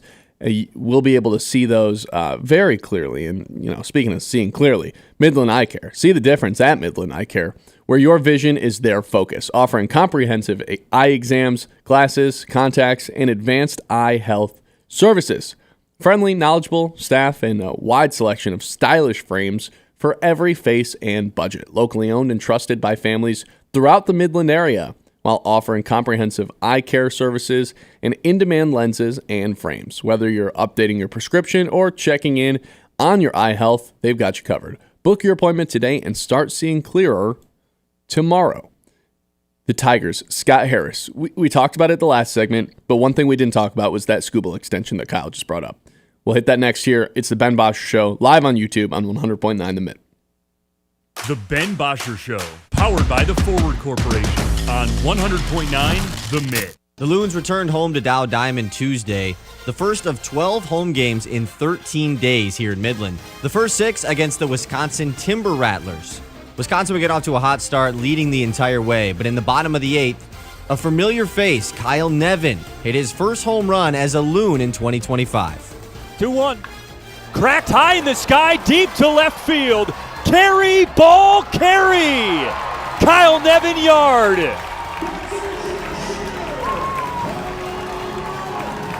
Kyle Nevin returns to Dow Diamond with a 3-run homer in the 8th. The Loons couldn't rally just enough, however, as they went on to lose 10-3. The Loons will look to bounce back on Wednesday in Game 2 of 6 with Wisconsin. First pitch at 7:05. Our pregame coverage starting at 6:50 right here on Sports Radio 100.9 The Mitt. Detours driving you bonkers? Ideal Party Store's got your back with the Detour discount. While the Lafayette Bridge is closed, enjoy 10% off select craft beer 6-packs and 10% off 4 bottles of select wine, 750 milliliters or more. With 2 great locations, 908 North Johnson on the east side and 401 Salzburg on the west side. Ideal Party Store makes every detour worth it. Serving Bay City since 1934, we're here to make you the life of the party. Make every trip to Dow Diamond unforgettable with a Great Lakes Loons ticket package. Choose a 5-game or 10-game plan and enjoy priority seating, food and drink credits, and exclusive discounts on merchandise. Want even more? Go for a bronze, silver, or gold membership and get the VIP treatment. Bigger discounts, exclusive events, bonus food and drink credit, or free parking. Great games, great perks, and great memories with your hometown team. Starting with something as small as a 5-game plan at $62. Visit loons.com to secure your package today. I'm Ben Bosscher, and here's what I think. I think replay should be taken out of basketball entirely. I think 2 super conferences would fix college football. I think the best football, basketball, and baseball players of all time are currently playing. I think the day the Lions win the Super Bowl is going to be the greatest day of my life. I think Monty Williams sabotaged the Pistons on purpose, and you can't convince me otherwise. I think Jim Harbaugh is one of the best coaches of all time, but most definitely cheated, got caught, and ran away. And I think you should tune into the Ben Bosscher Show, fueled by Forward Energy, weekdays 9 to noon on 100.9 The Mitt if you agree with anything I just said. Here are 5 more good reasons for multi-sport participation. Multi-sport athletes are more coachable. They have higher athletic ceilings. They become better talent in the long run. They have higher sports IQs. Their sports skills transfer, and they are better teammates. Multi-sport participation is cross-training for life. Learn more at the MHSAA website. A message from the Michigan High School Athletic Association, promoting the value and values of educational athletics. The Ben Bosscher Show, powered by the Forward Corporation on 100.9 The Mitt. Welcome back into the Ben Bosscher Show.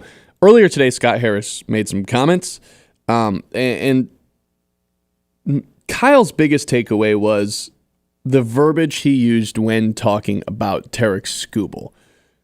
It was concerning to you, right? Yeah, it was majorly concerning to me, just because, I don't know, the way that he worded it, it didn't need to be worded that way. He was just asked about the Tarik Skubal extension and how that maybe has been changing with the way he's been pitching lately and how he's been going off. And he said, I'm really proud that Tarik Skubal is a Tiger right now. And then just kind of talked about, like how he can't really dive into all the negotiation things out of respect for both sides, which totally understandable. But what's not totally understandable is the right now thing. Like it sounds like he knows. He might know. He might already know. And I get it. He also said that the negotiation process is a lot harder than people realize, which I agree with, because especially for him, he's not the one. It's not his money. It's Chris Ilitch. And I would assume the Tigers have thrown a deal at Skubal. It's probably something insulting. Yeah. Because he knows what he's going to get in the open market. There was a report last year that they offered him a contract that was underwhelming. On both sides right now, the Tigers aren't willing to offer what it takes, and it does not benefit Tarik Skubal one bit to sign the extension right now. Not at all. Do you think it's a coincidence that Tarik Skubal went on Pardon My Take the same day Scott Harris was doing a radio interview? It could be. I think it is a coincidence. Okay. Because they filmed that like when they were playing the Cubs, the day before Skubal pitched against the Cubs, a couple days before that, and it just dropped today. Okay. So I think it is a coincidence. Scott Harris didn't know, like, hey, there's a Skubal thing coming out. They're definitely going to be talking about the contract, so let me go ahead and get out and start talking as well. And here's the weird part about it. Obviously, Scott Harris, being the president of baseball operations, has to keep things to himself and private. But when they asked him about the extension, he basically blew it off and said, I can't talk about it. For sure. When they asked Tarik Skubal about it, he said, I want to be a Tiger for the rest of my life. You know what that tells me? He didn't hide it. Yeah. No, he didn't hide it. Why didn't Scott Harris say, we want Tarik Skubal to be a Tiger for the rest of his career? You're asking great questions that I don't have the answer to, and it's ruining my day. the more we go into it, I mean, it's not ruining my day, but it makes you enjoy the moment much more, that's for sure. Yeah. When is this guy on the mound next? It should be next couple days. It's got to be, because Casey Mize is tonight, so I would think that it is probably next game, right? I'm pulling it up right now. Game 3 tomorrow. Yeah, tomorrow. Against Dean Creamer of the Orioles. What Oilers? Why? It's frustrating, man, that Tarik Skubal can go out and talk about it like that. And he's been pretty open about loving the city. He does the whole media tour thing. Has been to Spartans games, been to Pistons games, has done the whole circuit. Clearly wants to be here. And I get it. To expect him to sign that contract right now, in the middle of the season, while he still has a year left, unlikely. He's probably going to push this thing all the way to free agency, because that's what every Scott Boras client wants.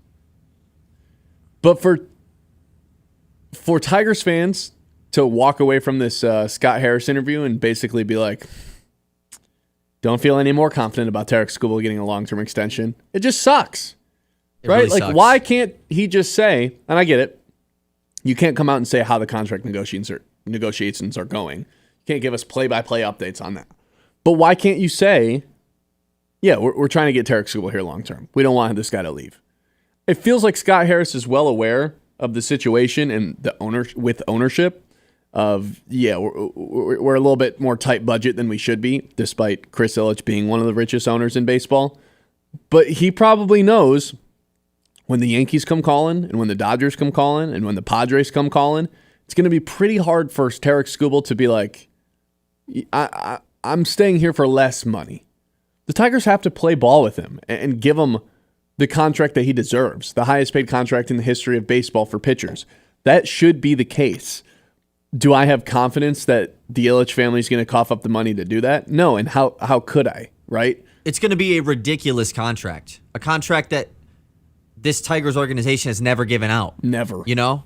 It's going to be much more than the 10-year, $300 million that Miguel Cabrera got. Like, it's going to blow that out of the water. Absolutely. And every day that Tarik Skubal pitches, that price rises, which to me makes it more unlikely that he's in a Tigers jersey in 2 years. Does it continue rising, or is it just like, yeah, he's going to be the highest paid player ever? I think it continues rising. I mean, the way that he's pitching, why would it not? Zach, there's no cap on it. I mean, maybe you're not competing against anybody else if the Tigers aren't going to give a big deal, but I think it's more than just the Dodgers and Yankees that are willing to fork over the money when he hits the market. Teams like San Francisco and Toronto, these are always teams that are throwing out big money to people every offseason. Zach Wheeler right now is the highest paid starting pitcher not named Shohei Ohtani at $42 million per season. I think we're looking at like $500 million for 10 years, $50 million per for Tarik Skubal. Yeah. Like totally. that's I think where it starts. 8 for $350 even if it's not a 10-year. Like, it's going to be a ton of money. I think that's where it starts at $50 million per, which is $8 million more than the highest paid player right now. But before that, it went from 37 Jacob deGrom to 42, so it increased $5 million. And I think Tarik Skubal's that much better than everyone else to where the lefty and everything, back-to-back Cy Young potentially. Yeah, I think it starts at $50 million per season. There's no way the Tigers skip that up. Miggy was $33 million per. Yeah, it was like right around 30 to 33. Javi Baez is 25 right now, to put that in perspective. On a 6-year. Yeah. There's no way the Tigers pay that, right? There's no way anyone believes that. Little Caesars Hot and Ready's might have to go to $9. And I'd buy pizza. I'd buy some of them, man, just to help the cause, just to be a friend of the cause. We don't need to help. That's the issue. The money's there. The money is there. That's the correct part about it. He's worth like $6 billion. Chris Ilitch is. So while you're renovating the clubhouse and making sure that the seats are empty behind home plate every day and putting in a new scoreboard, which admittingly is pretty cool, you could have been using that money to save up to buy Tarik Skubal a new contract. It's like, I felt bad for Scott Harris when listening to that because it's not his fault, right? No, it's not. And the way he's talking, when he says the right now thing, you obviously know that Scott Harris wants to keep Tarik Skubal. It's like when your family asks you about your girlfriend and things are not going well, but you want to put it, you want to be like, oh yeah, things are going great, Yeah. When you know you're going to break up in 2 weeks. That's a specific example, Kyle. Is there anything else you want to tell us? We'll talk about that later. All right, that's fair. 989-837-6125. We'll take a break, come back, hit the news, and then do our true traditions to wrap up every show. Stick with us, Ben Bosscher Show, 100.9 The Mitt. The Ben Bosscher Show, powered by the Forward Corporation on 100.9 The Mitt. It is the Scholar Athlete of the Month, proudly presented by Fisher Companies here on Sports Radio 100.9 The Mitt. This month's recipient is Kari Kiefer from Freeland High School. With a 3.97 GPA, Kari is a three-sport athlete competing in cross-country, track, and basketball. Kari is a leader on the floor and talked on what she thinks makes an effective leader. I think to be a great leader, you have to be able to hold each other accountable, like being able to give constructive criticism, but also a positive with it. Anytime I kind of talk with my teammates, I try to give them a positive if I'm going to give them a negative too, just to kind of balance it out and keep that relationship strong. Kari scored over 1,500 points in her 4 seasons at Freeland. She'll continue her basketball and academic career at Northwood University. To hear the full interview and nominate a local athlete for our scholarship program, visit 1009themitt.com.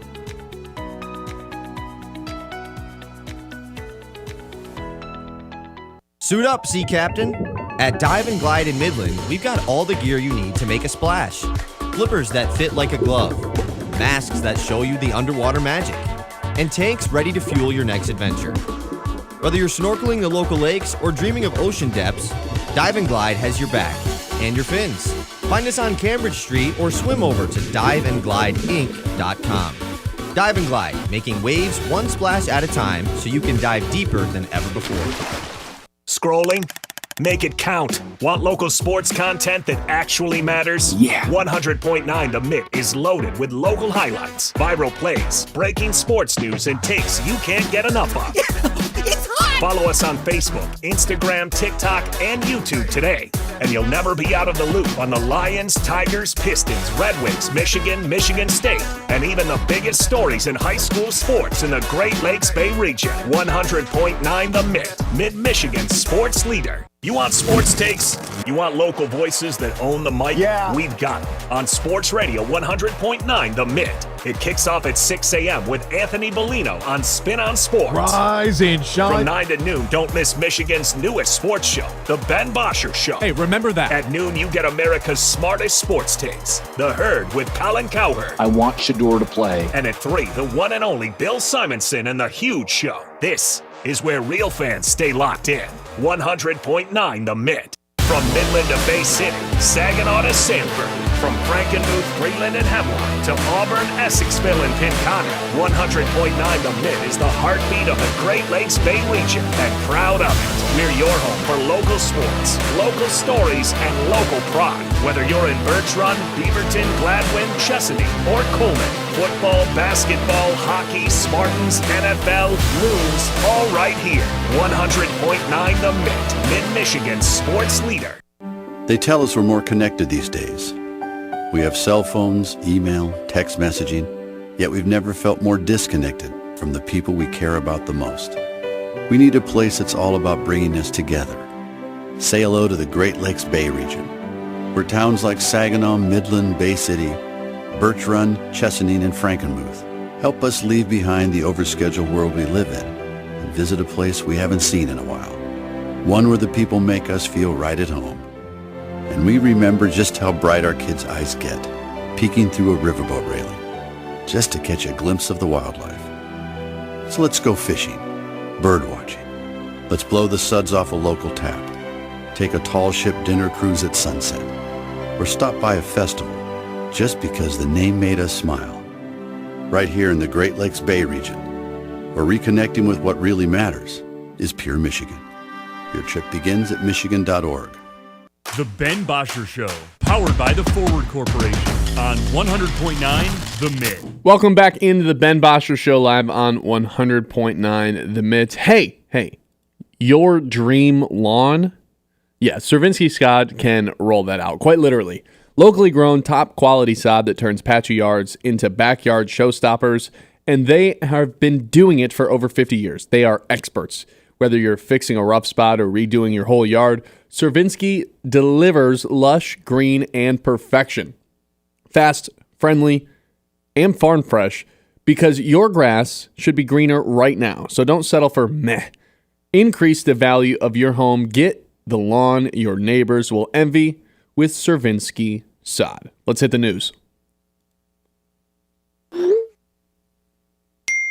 The Mitt's Morning Catch. All right, as Ben mentioned earlier, we got a pretty good amount of news today. So let's hop into stuff that we missed first. Casey Mize versus Zach Eflin matchup tonight. Tigers-Orioles game 2, 6:35. Casey Mize has been pretty solid these last couple starts. I was going to say the opposite. When he started last week against the Sox, it was pretty bad. He got out of it. He got out of it. Well, what he threw, 60 pitches in 2 innings? That's a good point. I kind of forgot about that. That was rough. Looking for a bounce-back performance tonight for Casey against this Orioles team for sure. Well, we'll see if the offense can continue to play like they did as well and back him up. We talked about Aaron Rodgers earlier, but we got some more Aaron Rodgers news. That's old news. Sean McVay went on Good Morning Football this morning, said that Aaron Rodgers to the Rams was a major possibility before, obviously, they decided to restructure the Stafford deal and bring him back. It's funny they went from potentially tearing everything down and trying to do it with Aaron Rodgers to running it back with Stafford and bringing in Devontae Adams. I don't know, man. I don't think Aaron Rodgers is good anymore. I think I've made that very clear, and I think if Aaron Rodgers would have been on this Rams team, they would not have been as fun to watch. And then, they probably bring in Devontae, and it's like, oh, really? We're doing this a third time in a third different city? No, man. It would have happened. Rams fans should be so happy that they avoided all that. Yeah, Stafford is levels better than Aaron Rodgers in 2025. Okay, last night, don't know if you saw this, Aaron Judge, 469-foot home run. Absolutely crushed over the wall at Kauffman Stadium in Kansas City in left field. Just an absolute nuke. What's Aaron Judge's OPS these days? 13? Probably something disgusting. He's hitting 396. That's insane. And then 1267 OPS, which leads everybody. That's 23 or 4 homers as well. 24 of them at this point. It's ridiculous, man. I'm safe to say, and I know we have a good amount of Dodgers followers in this region, with Shohei Ohtani not pitching, Aaron Judge is the best player in baseball. Aaron Judge didn't steal 40 bases last year. I don't care. I'm just saying. Now, once Ohtani, the second he steps on the mound and throws a singular pitch, he's better. But right now, Aaron Judge is better. Like the last year and a half, honestly, I'm willing to say Judge has been better. No. I won't go there. Okay. Hopefully John Vicari's listening. Okay. ESPN dropped a college basketball offseason article about the biggest winners of the transfer portal, and they ranked the top 10. Michigan. Any guesses? First, second, third, 10th? How would they not be one? They're number 3. Behind. And this is actually funny that we just brought him up. St. John's. They added 7 dudes. Yeah, all that's pretty fair. highly ranked. So they have the depth. Kentucky 2, which they added more guys. Michigan 3, but Michigan obviously added the top talent in Yaxel Landenborg, which I don't feel like we haven't discussed that very much. Withdrew from the NBA draft, will be playing at Michigan this year. Major deal. That's a big-time deal for the Wolverines. Him staying, I think, makes them not only a title contender in the Big Ten, but a national title contender. And I got to be careful with my words saying that because obviously a Big Ten team hasn't won it in a quarter century. Are any of them contenders? I don't know. But that to me puts them on par with Purdue going into the season in terms of, whoa, this team has some star talent to go along with the base foundation of a lot of really good, consistent players. Most of which are added through the portal. Won the Big Ten last year. Michigan State? Yeah, was that you're just going to throw them away? Lost your best player and replaced him with... So did Michigan. Yeah, Michigan got the best transfer that exists. What did Michigan State replace Jace Richardson with? Here's more Colin Carr. Awesome. You know you're excited for more Colin Carr. That was not a sarcastic awesome. That's why I said awesome. Okay, yeah. Wanted to make sure. Okay. Pacers Thunder tonight, game 3 of the finals. I'll throw this at you because when we did the I wouldn't be surprised if thing, one of mine was I wouldn't be surprised if the Pacers beat the Thunder tonight. Thunder have lost the first road game in the last 2 series against Denver and Minnesota. This is obviously their first game on the road here in the finals in Indy. Coming off of the blowout, I feel like the whole vibe has changed on this series. Everybody is now on the boat of Thunder in 5. This is easy. This is a blowout. I think the Pacers could sneaky get a win tonight. I think it's Thunder in 6, but the Pacers have to get their backs put up against the wall being down 2-1 in their own building to really come out on top. I think the Thunder win tonight, and maybe the Pacers steal game 4, and then the Thunder just back-to-back wins end up taking the cake. They're going to win this thing eventually. It's just a matter of how many games. Yes, they will win. I just think a little got bad. A slight chance tonight. I feel a little bad just writing off Indy, but at the same time, it's this Thunder team is just something else, man. They're so good. And the crazy thing is, it's only the beginning. They got Chet, they got J-Dub, they got... The Pistons are in the East. Yeah. The difference between the East and the West going into next year, especially if Giannis gets moved and no Tatum, It's always been the West is a little bit better, but this is literally like our whole lives, which is crazy. But this is like the most lopsided I think it's ever been. If Giannis goes out west to play on San Antonio or Houston or whatever, who would be the best player in the East? Tatum. Well, Tatum's out. You're Tatum's saying just out. specifically for next year? Yeah. Is Embiid healthy? No. Donovan is he Mitchell ever? probably. Halliburton. That's underwhelming. Brunson. Probably one of those three. Underwhelming. That's your best player in an entire conference? It's crazy. It is crazy. All right. Speaking of the Pistons, they're playing the Mavs in Mexico City on November 1st at the start of this upcoming season. Pretty cool. Very cool. Is that a home game for the Pistons? Great question. They haven't released the schedule yet, so I don't think they know.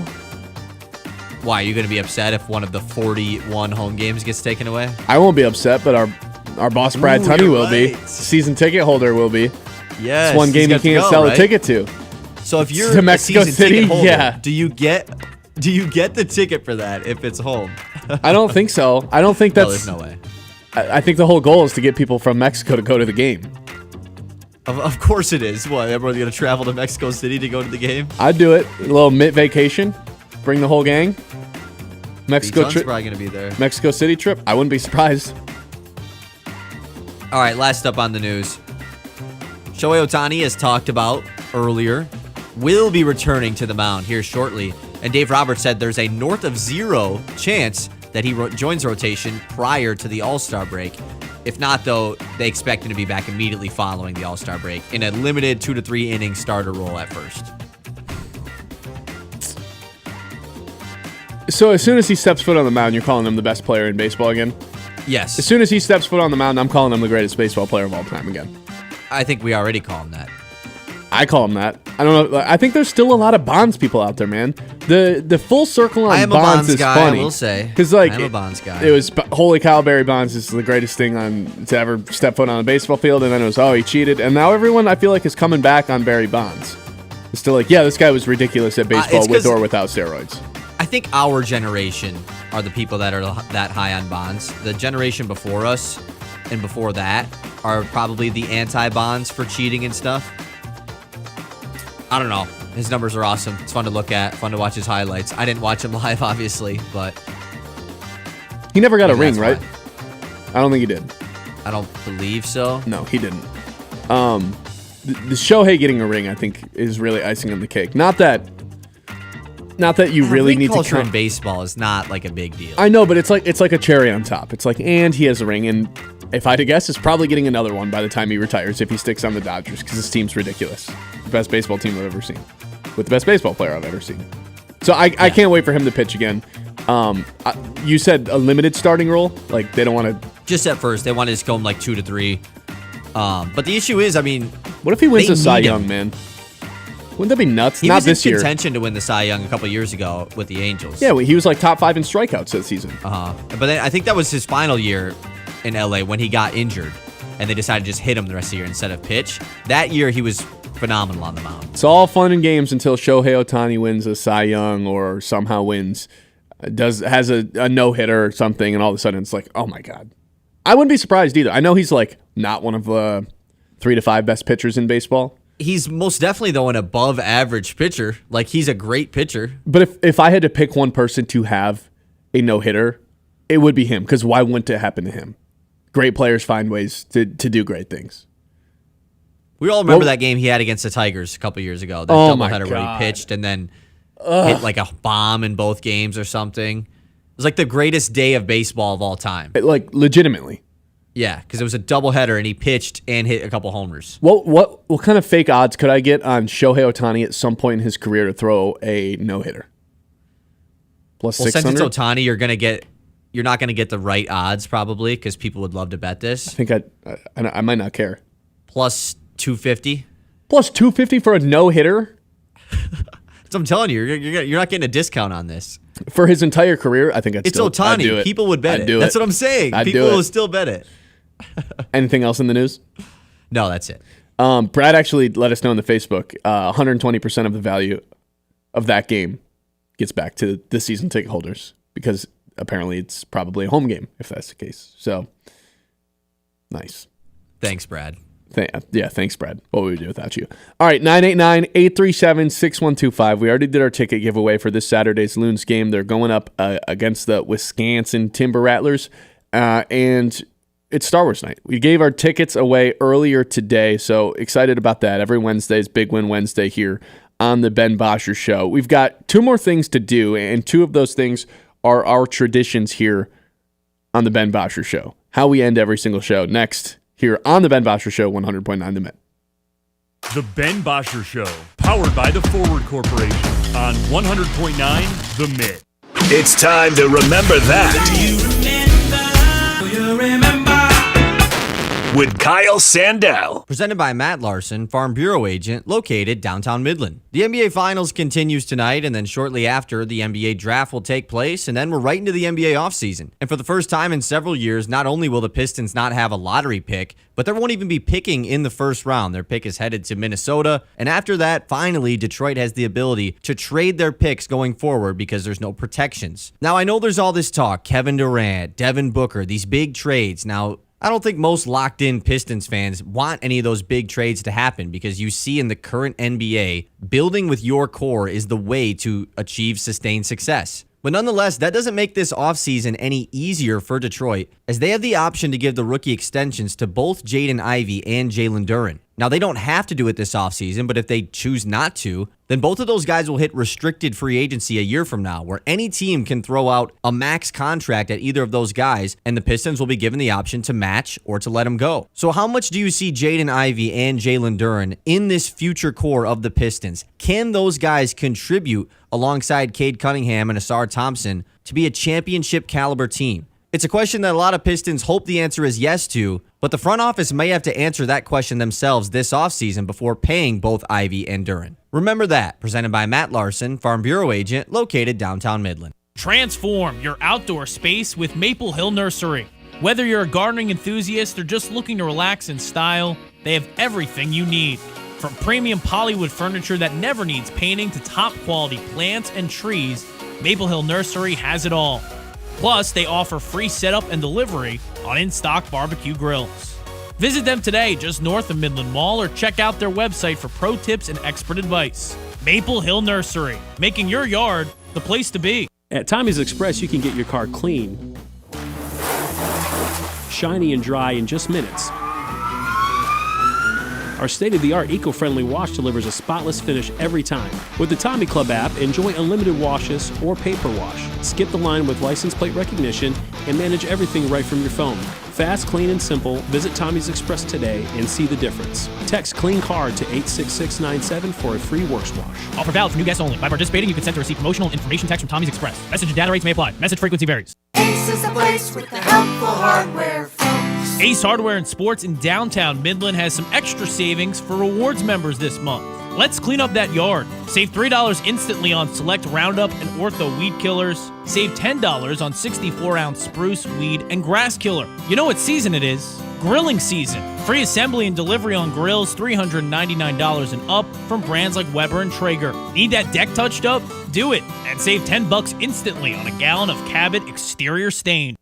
Another episode takes over Dow Diamond. Star Wars Night with the Great Lakes Loons returns Saturday, June 14th. Immerse yourself in the echoes of the Empire saga throughout the game, culminating with an epic fireworks loontacular.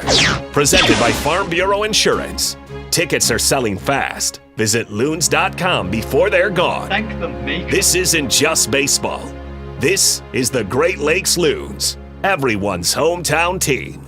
Local sports don't stop when the game ends, and neither do we. 100.9 The Mitt is your digital home for the latest news across the state of Michigan. From high school to college and the pros, it's all on our socials. Follow us on Facebook, Instagram, TikTok, and YouTube. Just search 100.9 The Mitt and join the squad. Stay locked in on the latest stats and stories with exclusive video takes from local talent. Sports Radio 100.9 The Mitt.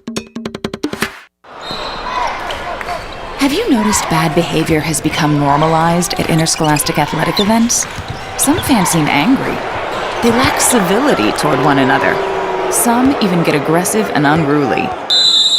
Time out! What is going on? This has to stop. Let's not forget, school sports aren't just about winning.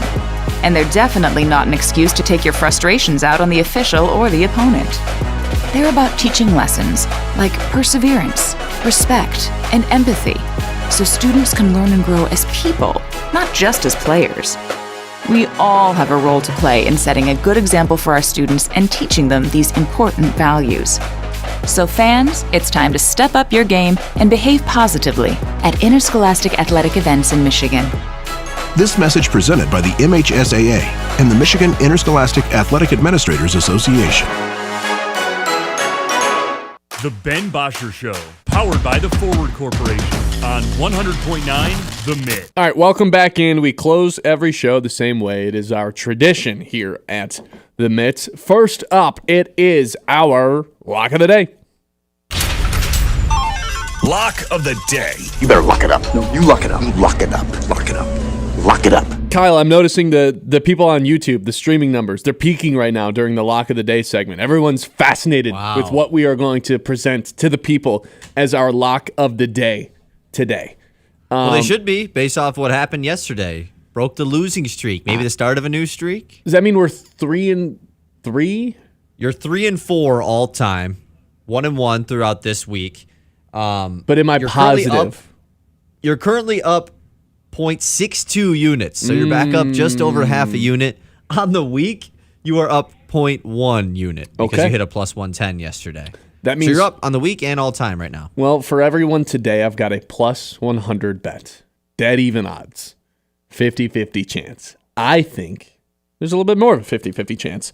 So I'm going to go with Tyrese Halliburton in tonight's Game 3 of the NBA Finals to hit 3 threes. He has taken 18 threes in the first two games, 15 threes in the first two games of this series. They just haven't been falling very well. But the reason this is plus 100 odds is the last 8 games that Tyrese Halliburton has played here in the postseason, he's had 3 threes 4 times. He's not had 3 threes the other 4 times. But the way I'm looking at this, and I think the shot selection in the first 2 games for him is an accurate representation of this, is it is so hard to get into the paint of this Oklahoma City Thunder team. It almost turns into like you don't want to be in the paint because of how active everyone's hands are and how much of like football playing gets played down in the paint, how physical it gets, that a lot of these Pacers players end up shooting a little bit more threes, especially, off the dribble. I think Tyrese Halliburton fits right into that. 15 attempts, like I said, through 2 games. You're just going to see more shots go in through, go up from the outside. And not to mention, everyone's kind of dogging on Tyrese Halliburton for not being as aggressive in Game 2, not inserting himself on offense. I think he hears that noise and responds, at least tries to respond in his home crowd. Shots going to fall a little bit better when the arena's going absolutely insane. So I'm going to go with the 3 threes for Tyrese Halliburton with even odds. You like it? I like this one, and I know that's back-to-back days of me saying I like this one. But yesterday hit, so I'll take it. I like this one because I think the Pacers are going to win. And if the Pacers are going to win, Halliburton has to have somewhat of a good game. I guess he only had 14 points in Game 1 when they won, but... Can I tell you what I was debating between, and I ended up settling on that because of the odds were a little bit better? A Tigers thing? No. It was Chet to go over 14.5 points. Because I still don't really think the Pacers have a good answer for Chet. But it's just a matter of the Thunder can win without Chet having a good game. That's what I'm saying. And if SGA comes out, did you see his over-under for the first quarter? It's 9.5. If SGA comes out and it's just like, this is my game. Which he does every game? Yeah, I think it's going to be hard for Chet to get involved. Even though, again, I still don't think that the Pacers have that big of an answer for Chet. Nobody's big enough.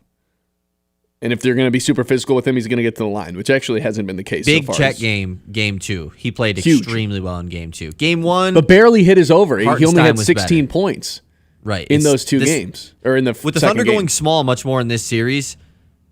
I would stay away from Chet, Hartenstein, rebounds, anything like that. I don't think they're going to want to do what they did in Game 1 again, where they went super small. and basically played the Pacers style of ball without a big man. I don't think you see that very much tonight. I think Chet's going to play Chet was also bad in game 1, so I think that's why they were willing to do that. Correct. But they didn't even start Hartenstein, who started every game. He's been healthy pretty much. And then they went smaller with Chet being the 5, and then they took Chet out completely, and it was obviously didn't work for them because they lost that game. All right, so you're on board with this. Halliburton 3 threes to try to get us, well, we're already positive on the week, but to try to get us. Get you back over a full unit all time, get you over a full unit on the week, too. We're looking out for the people on this one. Start some momentum. What time's the game? 8 or 8:30 tonight? I think it's 8 o'clock. I believe it is at 8 o'clock. Yeah. 8 o'clock, which means... Oh, no. It is 8:30. Ugh. Which means probably like 8:45 because they're terrible at starting these games on time. You've got until then to put in our lock of the day, which again is Tyrese Halliburton. 3 threes, plus 100 odds. There you go. Lock of the day. You better lock it up. No, you lock it up. Lock it up. Lock it up. Lock it up. All right. The other tradition we have is guessing Cowherd's Open. I got myself a point yesterday. Yes. I'm very excited about that. It's the second point I've gotten so far. You have gotten 1 point in this would be our 8th show, correct? Yeah, so you've had 7 chances. You've gotten 1 point. I've gotten 2. Okay. I mean, I feel like the batting percentage here needs to be lowered a little bit for what's a good number, you know? Yeah, we made the goal. What do we say, once a week is good? If you gotta be hitting 200? If we both are getting 1 point a week, that's pretty good. I would say. That's what I would think so too. The Mendoza line is the goal here. More than one, yeah. Yeah, especially if you hit early on in the week. Yesterday, I guessed TJ Watt. You guessed. I don't remember what you guessed. Remind me what you guessed. I don't even remember what I guessed, honestly. Okay. You're up to bat first today, though. You get the first swing as to what he's going to open with. I still don't know what I'm going to guess. This isn't a good day to go first. Like, there's good days to go first. Yesterday, I would have picked the TJ Watt stuff too. This is a bad day to go first because, man, I really don't know. I think I know what I'm going to choose, but I'm not confident in it at all because the finals is tonight. So you would assume tomorrow he's going to lead with whatever happens in the game tonight. He's not going to lead with finals tonight. He's not going to lead with the U.S. Open starting. He's not going to lead with, I don't know. What I will go with is something we've discussed on the show today, and I think with the Shamar Stewart stuff, it adds to this. I'm just going to go with Bengals dysfunction. Just him basically doing what you did about the Bengals. About what the Bengals this offseason has been a disaster, and they were an under 500 team last year, missed the playoffs, and it's still going bad. Something about the Bengals offseason being terrible. That's what I'm going with. I don't hate that. I really don't hate that. I'm not crazy confident in it. Okay, I've got my answer. I don't hate yours, but I am going to go with Kevin Durant being traded. The Thunder are in the middle of the finals. We got Game 3 tonight. I like that more. We've got Pacers, Thunder, Game 3 tonight, yet he's going to zag and go, Kevin Durant to the Spurs. That's what would be a better finals or something along those lines. Kevin Durant being traded. Because yesterday we found out, I mean, we've all already known it, but Wendy officially came out and said, yeah, Kevin Durant's expected to be moved before the draft. The draft, yeah. Which is really shortly after the finals. June 25th. Last week of June, yeah. Yeah. June 25th, I believe. Or June 29th. One of those is the NHL. Is. One of those is the NHL and one of those is the NBA. I don't remember which one is which. But yeah, I'm going with Kevin Durant to whoever talk. I think I like that more than mine. Which is kind of insane if he opens up with that over like just an actual with the finals going on. Yeah, with the finals going on. But hey, whatever gets those ratings, you know. It's what the people like.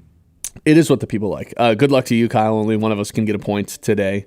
Actually, I guess only one of us can get a point every day. So I wish you the best of luck. But at the same time, I hope I walk away with this point. A 2-lead advantage in this. I don't know how long we're just gonna do this all time forever. Yeah. But man, 2 points feels like a lot. It's hard ground to make up. You got to get hot. But at the same time, like if I were to get a 2-point lead, that would mean I got 3 in a row. Nothing stopping you from getting 3 in a row, you know? Fair. We're showing it's possible. If only might just take some time. It's like rally scoring, though. Only one of us can get a point a day. It's not like we can both we never score. made a rule like you could just copy what I picked, right? No, that's not as fun. You're right, but did we ever make a rule against that? No, but that's why we alternate who goes first. That's the whole purpose behind that. Yeah, it's lame behavior. All right. Well, in the meantime, I'm going to get off the show. I'm going to hop off, and I'm going to pray that Brad Holmes decides to pick up the phone, call Aiden Hutchinson, and get him under contract, because that is by far my number one thing right now that I'm the most annoyed with. Please, for the love of God, pay Aiden Hutchinson before TJ Watt gets paid. Because if TJ Watt gets paid, Aiden Hutchinson is going to cost a lot more in the long run of things. Got to beat the market, just the way they did with Amon-Ra St. Brown. All right, hope I can see you guys out at Dow Diamond. If you do come out this week at all, whether it's today, tomorrow, Friday, Saturday, Sunday, make sure to come say hi. You know where to find me. I'll be all around the field. But with that being said, that's going to do it for us today. Of course, we'll be back tomorrow for the Ben Bosscher Show. Always 9 to noon. A little housekeeping. Please go subscribe on YouTube if you haven't already. The goal is 150 by the end of the week. We need your help to be able to do so. So tell a friend about it if you haven't already. Thank you guys for listening. We will be back tomorrow to discuss who knows what. Probably some Tigers, maybe a little bit more Lions. We'll see what happens as the day progresses. All right, everyone. That was the Ben Bosscher Show. See ya. The Ben Bosscher Show, powered by the Forward Corporation on